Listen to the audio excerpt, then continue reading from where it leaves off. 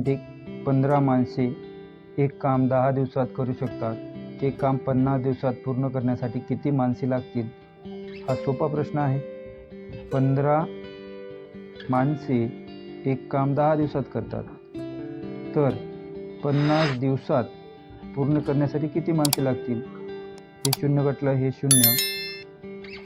5 × 5, 5 × 15, उत्तर आलं 3. म्हणजेच 50 दिवसात पूर्ण करण्यासाठी 3 माणसे लागतील. ऑप्शन नंबर बी उत्तर बरोबर आहे. प्रश्न दुसरा. सुशांत रविवारी दुपारनंतर 10:30 झोपला आणि दुसऱ्या दिवशी दुपारपूर्वी 6:50 उठला.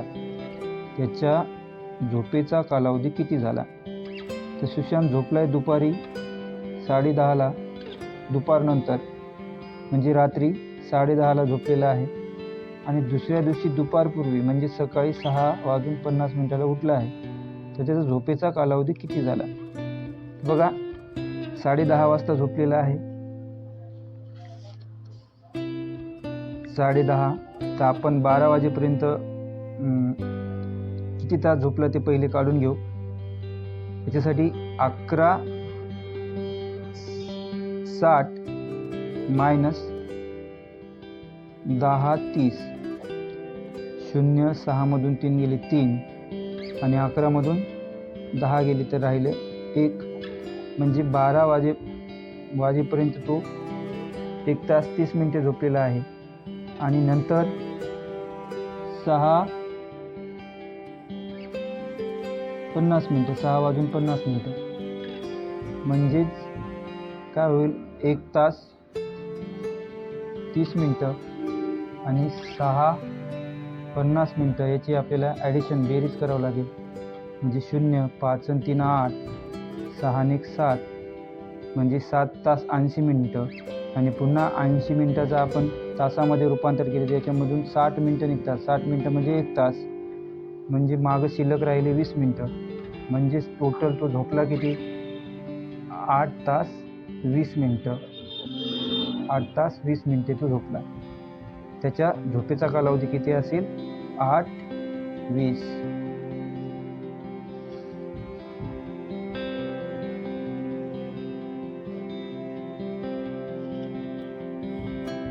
प्रश्न तिसरा. 25 जुलैला गुरुवार असल्यास ऑगस्टच्या 1 तारखेस कोणता वार असेल? 25 जुलैला गुरुवार आहे, तर ऑगस्टच्या 1 तारखेचा म्हणजे 1 तारखेचा वार काढायचा आहे आपल्याला.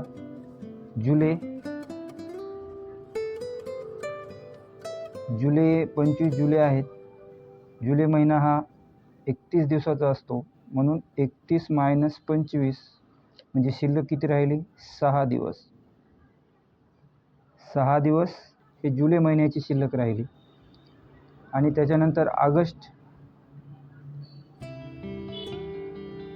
ऑगस्ट महिन्याचा 1 दिवस, म्हणजे टोटल किती झाले?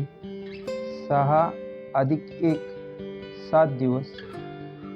म्हणजेच आपल्याला 25 जुलै सोडून 7 दिवस समोर जावं लागेल. म्हणजे आपल्याला काय करायचं? 1 2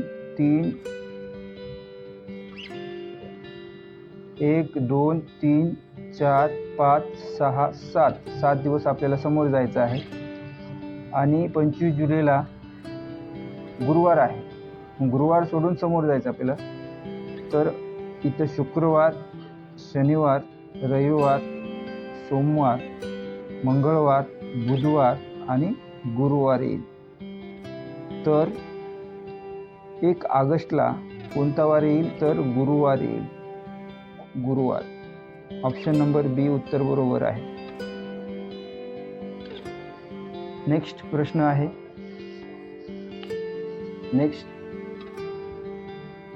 1 जानेवारीला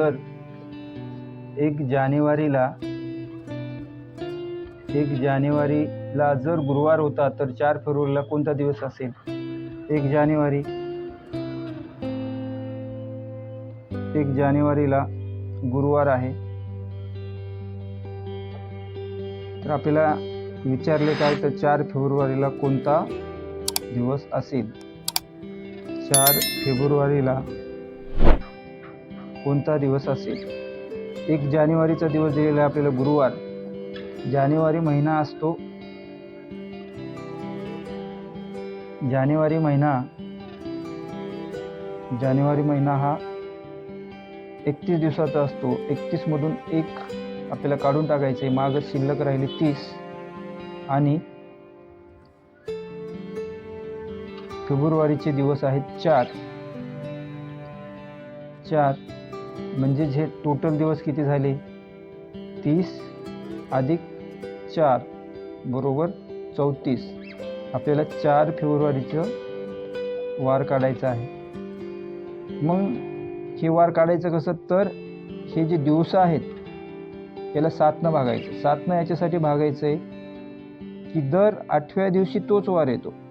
मग 7 एक 7, 7 एक 7, 7 चोक 28, बाकी शिल्लक राहिले 6, बाकी 6 शिल्लक राहिले. म्हणून गुरुवार सोडून 6 दिवस समोर जायचं. गुरुवार सोडून 6 दिवस समोर म्हणजे 1, 2, 3, 4, 5 आणि 6. गुरुवार सोडून दिलं. शुक्रवार, शनिवार, रविवार, सोमवार, मंगळवार आणि बुधवार. तर 4 फेब्रुवारीला बुधवार असेल. 4 फेब्रुवारीला कोणता वार असेल? तर बुधवार असेल. 4 फेब्रुवारीला बुधवार असेल. समोरचा प्रश्न.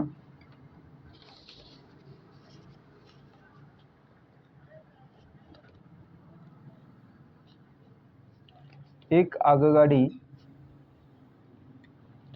आगगाडी दुपारी 1 वाजून 45 मिनिटाला एका स्टेशनवरून ताशी 96 किलोमीटर प्रतितास वेगाने निघते.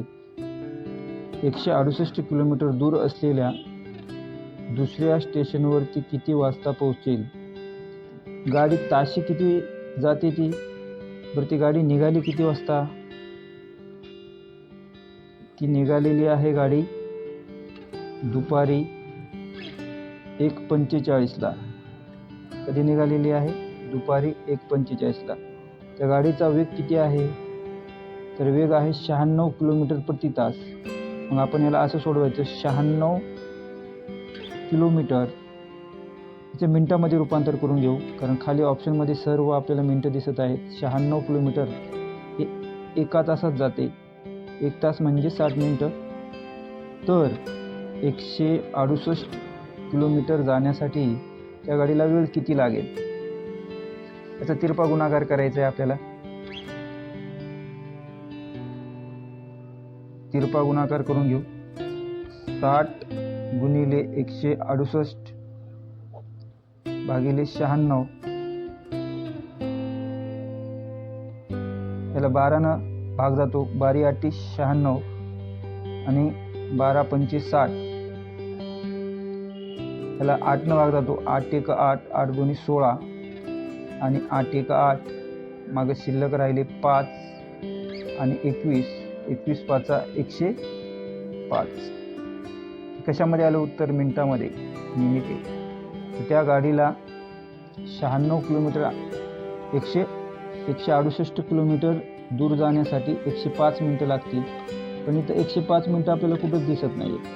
इथं खाली ऑप्शनमध्ये 3 वाजता, 3 वाजून 30 मिनिटं, 3 वाजून 45 मिनिटं आणि 4 वाजता असं दिलेलं आहे. मग आपल्याला हे 1:45मध्ये हे आलेले मिनटं ॲड करायचे आहेत आपल्याला. 1:45मध्ये बघा गाडी निघालेली आहे किती वाजता? ती 1:45ला. ती किती वाजता पोहोचेल असं विचारलेलं आहे आपल्याला. 1 तास 50 मिनिटं म्हणजे किती? बघा, याच्यामधून 1 तास आपण जर काढून घेतलं तर मागं शिल्लक किती राहणार आहेत? 45 मिनिटं शिल्लक राहतात बघा. म्हणजेच त्याच्यामधून 105 मायनस आपण 60 घेतले म्हणजे 60 म्हणजेच 1 तास. हे 5, 6 मधून 10 मधून 6 गेले 4 आणि हे 0ला 0 म्हणजे 45 मिनटं. 1 तास 45 मिनटं याचं हे निघते. 1 तास 45 मिनटं. मग हे 1 तास 45 मिनटं आणि हे 105 मिनटं. 105 मिनटं म्हणजेच काय? 1 तास 45 मिनटं. मग 1 तास 45 मिनटं आणि 1 तास 45 मिनटं याची आपण जर बेरीज केली तर 5 आणि 5 10 होतील, 4 आणि 4 8, 8 आणि 1 9 होतील आणि 1 आणि 1 2. पुन्हा या 90मधून 1 तास निघेल म्हणजे 60 मिनटाचा 1 तास होईल. म्हणजे याच्यामधून 1 तास निघालं तर मागं शिल्लक किती राहील?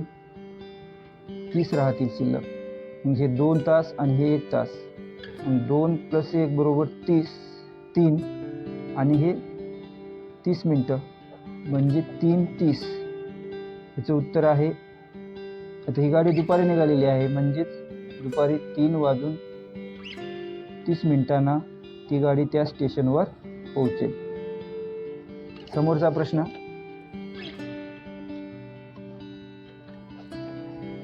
समोरचा प्रश्न आहे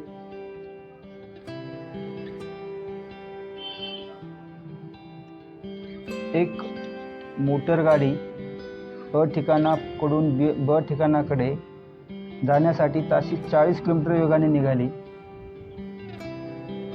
2 तासाच्या अखेरीस तिने एकूण अंतराच्या निम्मे अंतर कापले होते. तर अ आणि ब याच्यामधील अंतर किती आहे? याच्यामधील अंतर आपल्याला विचारले. अ आणि ब याच्यामधील अंतर विचारलेलं आहे. आता ठिकाण आहे हे बघा, हे अ ठिकाण आपण समजू आणि हे ब ठिकाण समजू आपण. एक मोटर गाडी अ ठिकाणाहून ब ठिकाणाकडे जाण्यासाठी त्या गाडीचा वेग किती आहे? 40 किलोमीटर 1 तासात जाते. तर 2 तासाच्या अखेरीस तिने एकूण अंतराच्या निम्मे अंतर म्हणजे हे एवढं पूर्ण जे अंतर आहे ते निम्मे अंतर 2 तासात कापलेलं आहे गाडी. म्हणजे अंतर किती? अंतराचं सूत्र जर आपण पाहिलं तर वेग गुणिले वेळ, वेग गुणिले वेळ या पद्धतीनं आपण काढू शकतो अंतर. म्हणजे त्या गाडीनं 2 तासात अंतर किती कापलेलं आहे ते आपण काढू शकतो. गाडीचा वेग किती आहे?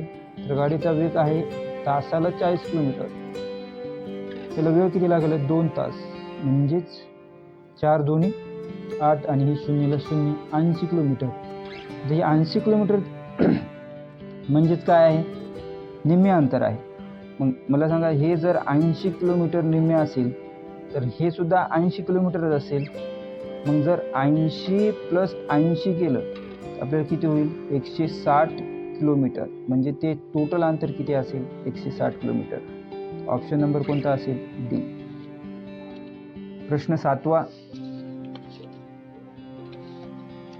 प्रश्न 7वा. एक व्यक्ती एकंदर यात्रेचा म्हणजे टोटल प्रवासाचा 2/15 भाग रेल्वेने व 9/20 भाग बसने पूर्ण करीत आहे. जर उरलेला 10 किलोमीटरचा प्रवास सायकलने केला तर प्रवासाचे एकंदर म्हणजे इथे काय? पूर्ण अंतर किती असेल? तर याचे आपल्याला अपूर्णांक जे आहेत याची बेरीज करून घ्यायची आहे. आपल्याला पहिला अपूर्णांकाची बेरीज म्हणजे 2/15 आणि 9/20. तर अपूर्णांकाची बेरीज करताना आपण काय करत असतो? तर छेद समान करून घेत असतो. म्हणजे छेद समान करायसाठी काय करायचं आपल्याला? अशी एक संख्या शोधायची की 20च्या पाड्यात असली पाहिजे आणि 30च्या पाड्यात असली पाहिजे. तर अशी संख्या कोणती आहे? 60.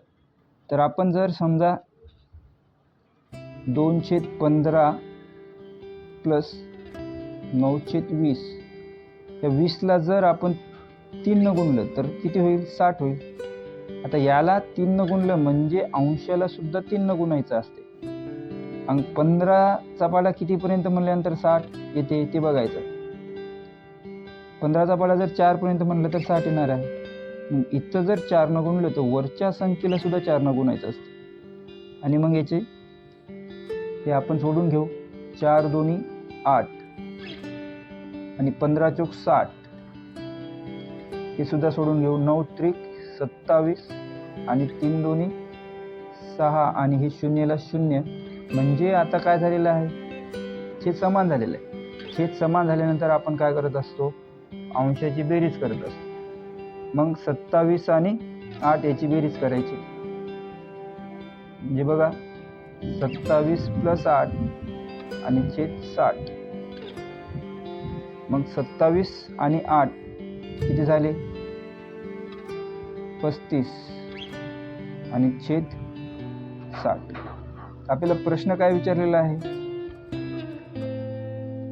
उरलेला 10 किलोमीटरचा प्रवास, म्हणजे जे उरलेला भाग आहे ते 10 किलोमीटर आहे. मला सांगा, हे जे खालचे भाग असतात हे टोटल भाग असतात, म्हणजे 60 पैकी 35 भाग तो त्याने प्रवास केलेला आहे, रेल्वेने आणि बसने प्रवास केलेला आहे. 60 पैकी 35 किलोमीटर त्यानं प्रवास केलेला आहे. मग शिल्लक किती राहिले आता, तर शिल्लक बघा 60 मायनस, आपल्याला काय करावं लागेल, 60 मायनस हे 35, तर 10 इथं काहीतरी राहिले, 10 मधून 5 गेले तर 5 राहिले, आणि इथं 5, इकडचे जे हातच्या दिले होते इकडं, तर इथं 5 राहिले. मग इथं किती राहील, 5 मधून 3 गेले 2, म्हणजे जे शिल्लक आहे 60 पैकी 60 किलोमीटर टोटल आपण 60 किलोमीटर धरू, तर 60 किलोमीटरमध्ये 35 किलोमीटर त्याने बसने आणि रेल्वेने प्रवास केलेला आहे. पण 25 जे किलोमीटर आहे ते त्यानं एकंदरीत प्रवास कशाने केलेला आहे, तर सायकलने केलेला आहे, सायकलने. तर आपल्याला अशा पद्धतीने हे गणित काढू शकतो आपण. समजा 60 पैकी 25 भाग म्हणजेच 10. तर आपल्याला सांगितले की त्यानं टोटल प्रवास किती केलेला आहे, टोटल म्हणजे एकंदर.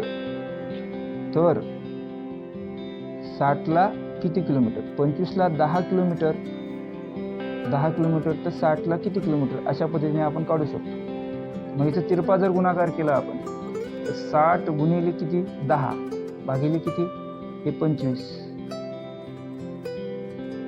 आता याला 5 न भाग जाऊ शकते, 5चा 5 25, 5 दोन्ही 10, पुन्हा 5 एक 5, 5 एक 5, एक उरला, 5 दोन्ही 10, म्हणजे शिल्लक किती राहिले, 12 गुणिले 2. मग 12 गुणिले 2 म्हणजेच काय, 12 एक 12, 12 दोन्ही 24 किलोमीटर. तर ते टोटल अंतर किती असणार आहे, टोटल अंतर 24 किलोमीटर असणार आहे. तर ऑप्शन नंबर काय आहे, सी. ऑप्शन नंबर सी आहे की त्याने ते टोटल अंतर आहे, टोटल अंतर किती आहे, 24 किलोमीटर आहे. टोटल अंतर 24 किलोमीटर आहे. नेक्स्ट,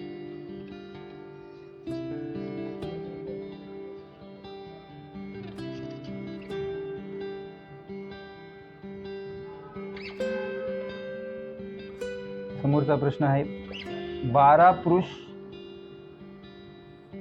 किंवा 15 बायका 24 दिवसात एक काम पूर्ण करू शकतात.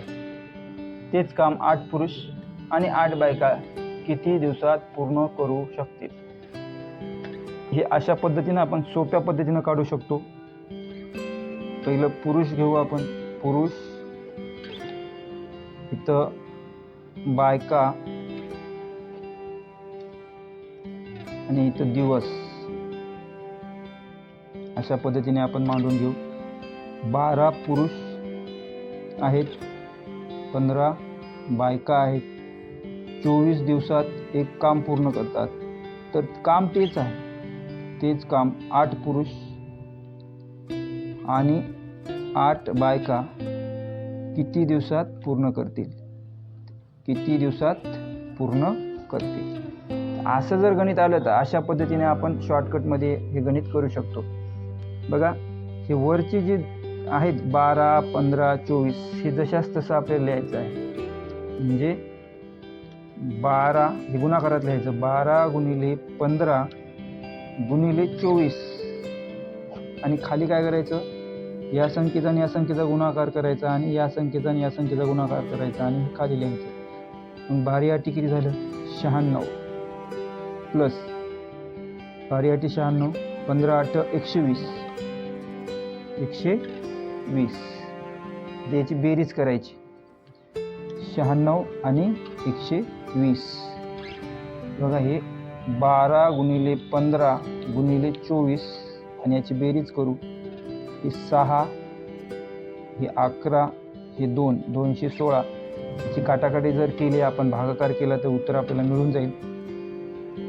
बघा याला 12 भाग जाते. 12 1 12, माग उरले 9, 12 8 96.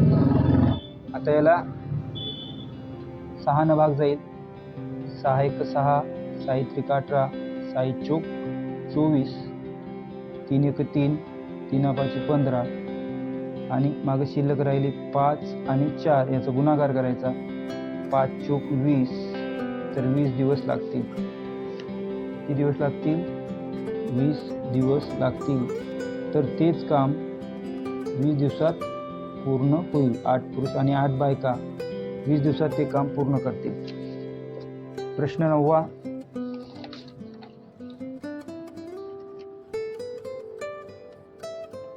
प्रश्न 9. जम्मू एक्सप्रेस जम्मूहून सकाळी 8:20 सुटते. ती गाडी निघते किती वाजता? सकाळी 8:20 निघते. दिल्लीला पोहोचण्यासाठी ती 8 तास 35 मिनिटे घेते. पण दररोज ज्यावेळेस ती गाडी सुटते त्यावेळेस त्या जम्मू एक्सप्रेसला दिल्लीला पोहोचण्यासाठी 8 तास 35 मिनिटे लागतात. पण जर तिला 25 मिनिटे विलंब झाला म्हणजे उशीर झालेला आहे, 25 मिनिटे विलंब झालेला आहे, तर ती किती वाजता दिल्लीला पोहोचेल? आता ती जनरली गाडी 8 तास 35 मिनिटे घेते, पण पुन्हा ती विलंब झालं म्हणजे त्याला पुन्हा 25 मिनिटं उशीर होईल. म्हणजे 8:35 जी पोहोचणारी गाडी आहे ती पोहोचणार नाही. मग आपल्याला पहिली काय करावं लागेल? बघा हे 8:35 आणि त्या गाडीला पुन्हा 25 मिनिटं उशीर झालेला आहे. याची आपल्याला बेरीज करून घ्यावी लागेल. 5 आणि 5 10, 3 आणि 2 5 आणि 1 6 आणि हे 8 तास 60 मिनिटं.